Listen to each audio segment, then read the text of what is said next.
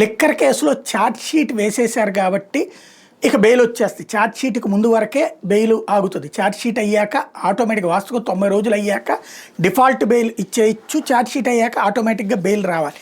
అంటే రేపు మాపో ఇవాళ కింద ఏసీబీ కోర్టు బెయిల్ పిటిషన్లు కొట్టేసింది కాబట్టి హైకోర్టుకి వెళ్తే లేదా సుప్రీంకోర్టుకి వెళ్ళి తెచ్చుకోగలిగినటువంటి కెపాసిటీలో ఉన్నటువంటి వాళ్ళు మిథున్ రెడ్డి వీళ్ళందరూ కూడా అందుకు సిద్ధపడుతున్నారు. కాబట్టి ఈలోపు అతన్ని బయటికి రానియకుండా ఇంకొక కుట్రకి ఏమన్నా తెర తీశారా?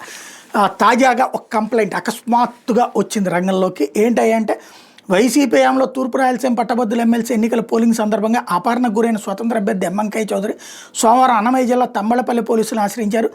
వైసీపీ హయాంలో నిర్వహించిన పోలింగ్ సందర్భంగా ఎంపీ, 2 ఎమ్మెల్యేలు ప్రమేయంతో మొత్తం 24 మంది వైకాపా నాయకులు తనను అపహరించి చంపేందుకు ప్రయత్నించారన్నారు. దీని మీద అప్పట్లో తాను ఇచ్చిన 2 ఫిర్యాదుల మీద పోలీసులు చర్యలు తీసుకోలేదని చెప్పారు. 2023 మార్చి 13 నాటి ఎన్నికల్లో నేను తమ్మళ్ళపల్లి పోలింగ్ కేంద్రానికి వెళ్ళి దొంగ ఓట్లను అడ్డుకున్నాను.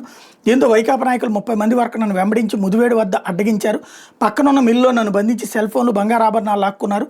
కందిమూడి గ్రామానికి చెందిన డి చౌడేశ్వర, రెడ్డికోటవాసి జగదీష్ రెడ్డప్ప, ఎర్రగొండ్లవారిపల్లి శివారెడ్డి, కోసువారిపల్లి కిషోర్ కుమార్ రెడ్డి, బేరి శ్రీను, కుక్కరాజుపల్లి ఆనందరెడ్డి, కుమ్మరిపల్లి మదన్మోహన్ కారులో నన్ను అటవీ ప్రాంతంలో తీసుకెళ్లి పెట్రోల్ పోసి సయ్యోదానం చేసేందుకు ప్రయత్నించారు. ఆ సమయంలో వాళ్ళు ఎంపీ మిథున్ రెడ్డి, పెద్దిరెడ్డి రామచంద్రరెడ్డి, ద్వారకానాథిరెడ్డిలతో ఫోన్లలో మాట్లాడడం వినిపించింది.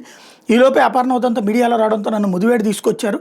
నేను మూత్ర విసర్జనకి వెళ్తాను తప్పించుకుని సమీపంలో పోలీస్ స్టేషన్కి పరిగెత్తానని అంకయ్య చౌదరి కంప్లైంట్ చేసుకొచ్చారు. ఇప్పుడు ఈ కేసు ఆధారంగా మిథున్ రెడ్డిని మళ్ళీ ఏమైనా పీటీ వారెంట్ వేసి ఆపుతారా చూడాలి.